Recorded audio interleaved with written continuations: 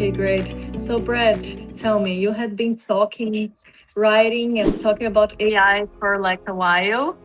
So, what do you think about the AI revolution in dentistry? Well, I think it's actually not just an AI revolution in dentistry. I think it's an AI revolution in healthcare that we're seeing. You know, obviously, we've got a few things that are happening in parallel. So we have the Nobel Prize for protein folding, which Demis Hassabis and the Google DeepMind team, won the Nobel Prize for. We have AI diagnostics, which is improving at an exponential rate right now. Harvard just released a study on this just a few days ago about the work on a new AI diagnostic system called Dr. Cabot. And this is, a challenging medical case that's used as sort of a test. We're seeing a massive success there. We're also just generally seeing improvements in AI across the board in terms of imaging technologies. You now have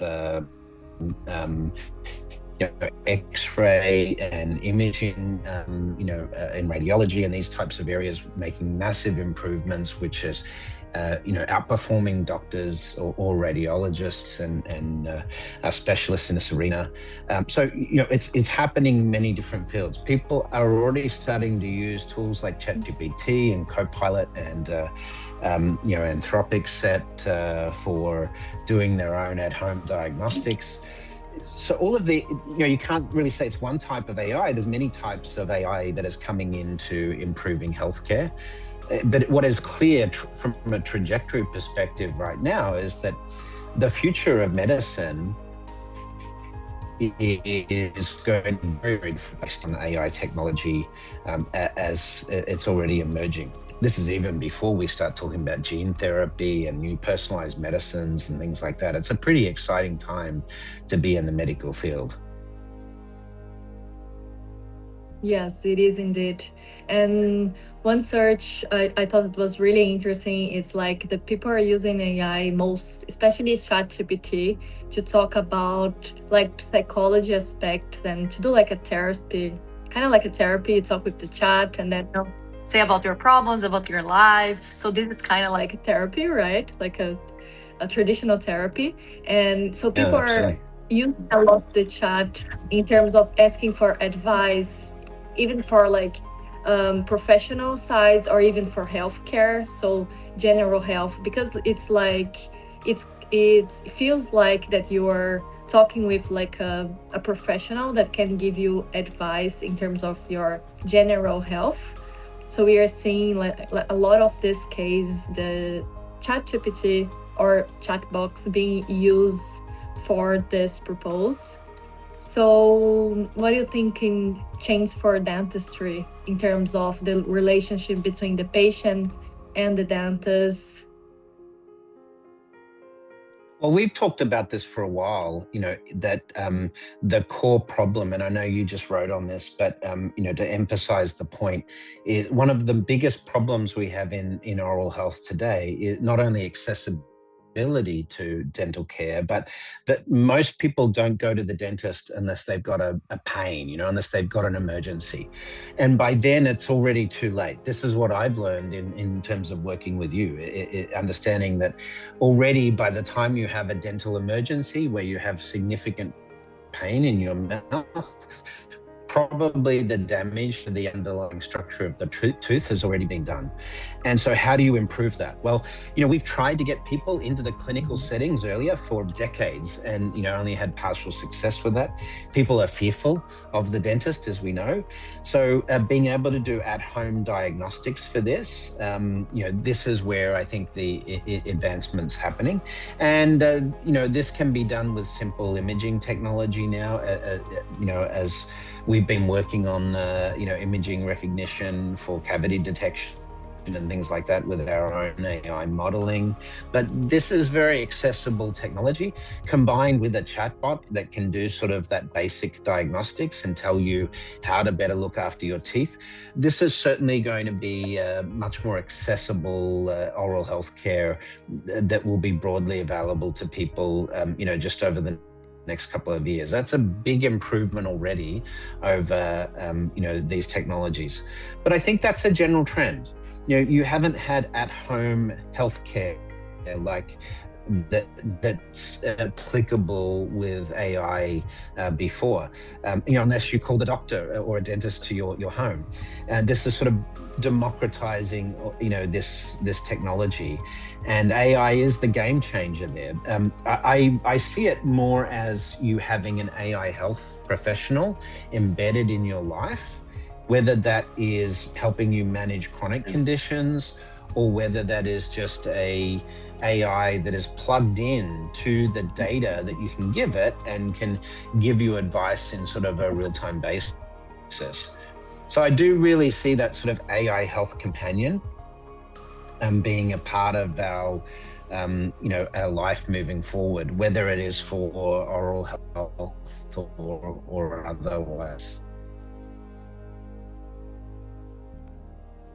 Yeah, I think you have a really good point. And we notice a lot this work inside dental practice is people wait until something like into pain or something big damage, right? To go to the dentist and then the disease is already there. And then you go to treat the disease. And this is what I call traditional healthcare or traditional dentistry, and we are going to dentistry 2.0, that where you can prevent disease, so you can use intraoral cameras, you can use even like x-rays, or you can use daily monitor about your oral health to prevent and not to treat the disease.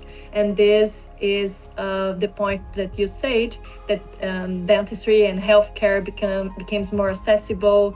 And I think we are going to the right direction. That's why we call AI revolution, because I think it means that it's like a progress, right? We don't want the disease. We don't want to treat the disease. We want to prevent the disease. And we want everyone have access to healthcare. And we know that half of the planet suffers from oral disease. So that's a lot.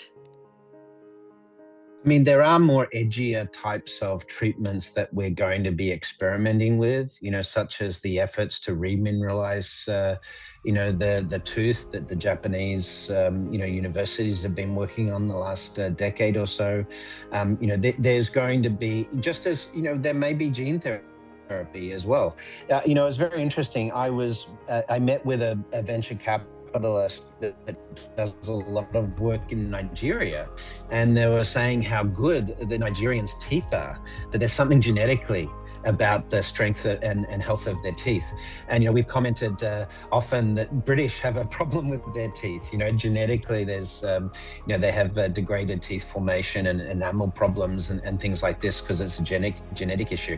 So we haven't even talked about the application of gene therapy in improving dental health in the long term. That's something that I think is if we're going to improve cardiac health and other things like that, and other sort of genetic conditions, why couldn't we apply gene therapy to teeth health as well over the longer term?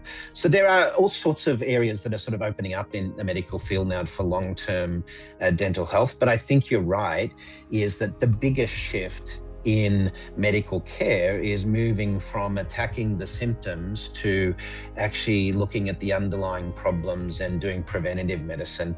And that's where AI is giving us a whole new set of tools right now. Yeah, it's really interesting that you say about gene therapy, because I have been working different healthcare, so I have been I notice a clear difference in terms of like genetics. And for example, in Ireland, that's a little bit different from like Brazil and Thailand and UAE. But it's interesting to notice as well the social aspect of it, because in countries like Brazil and in Thailand, especially Brazil, but aesthetic, it's a big thing. So you normally go to the Yeah. dentist even to prevent that you have something that can, like orthodontics, for example. So in Brazil, it's much more common you go to the dentist for orthodontics when you're a kid, and that's the right age to go because you can prevent the whole a crowded, and that's where you have difficult to brush, and then where you can have disease. So it's everything connected. And one thing really interesting about genetics, it's we have some parts of the some genetics that it's more propense to do like a crown tooth. So that's really interesting. It's related of the size of the maxillars and the relation. So Mm. that's really interesting that we can use AI. And when you have like a data set, AI works really well. So it's really important as well to be a really diverse data set. No, I mean, I have friends now in Australia, who have neglected their teeth for decades, really, and now having to do major work. And it does appear there is that cultural element to it as well. It's not just the cosmetic issues, but it's the fear of the dentist that people put off, and then by then extensive damage is done. So we do need a sort of education element to this, but hopefully personalized AI for healthcare in general is going to improve people's lifestyle and improve application of these technologies. Certainly, even when we start thinking about things like longevity, it's not going to be just taking a pill or having gene therapy. You are going to have to change your lifestyle. And, this is going to be something embedded or injected into your daily routine as well. And I think the same is probably fair to say for oral health, is that we are going to, AI is going to push us to make lifestyle changes in terms of our diet and brushing habits and things like that will improve our oral health over time. Absolutely. Well, the future is already here, right? We're really excited for all the advances in technology. And this is what we call this week of we're doing discussions about the AI revolution in dentistry. So I'm really glad for you to be part of it. Thank you so much. Thank you. I'm learning heaps out of this process. So thanks for educating me also. Thank you. Okay.